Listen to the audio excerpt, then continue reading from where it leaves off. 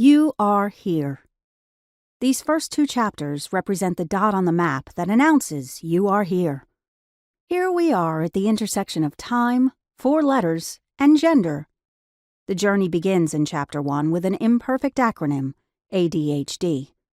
This acronym has been historically ascribed to males. Now we know it is much broader and bigger than that. This is where our journey begins. Activity 1. What does ADHD mean? The acronym ADHD is thrown around a lot, but what does it mean? It stands for Attention Deficit Hyperactivity Disorder, the most updated term in the esteemed Psychology Bible, the Diagnostic and Statistical Manual of Mental Disorders, Volume 5. Phew, that was a mouthful. Let's listen to that again. Attention Deficit Hyperactivity Disorder. My mind catches on the terms deficit and disorder. Ouch! I have a deficit and a disorder? That sounds bad, right? Even the term hyperactivity doesn't sound good, but at least it sounds less negative than deficit and disorder.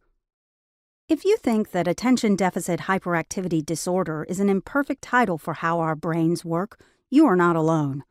Many experts agree that the name should be changed. Even though the name sounds negative, I assure you that ADHD is not as scary as it sounds. After I was diagnosed, I finally found the self-understanding and connection I had always been seeking. I found out that an estimated 10% of the population have ADHD. I wasn't alone, and neither are you. Ironically, getting this diagnosis and the right support and resources made me feel less disordered than I ever had before.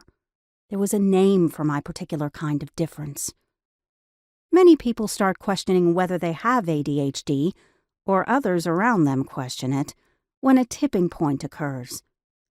A tipping point is a time when the demands of our lives are too much for us to manage in a way that seems normal or typical.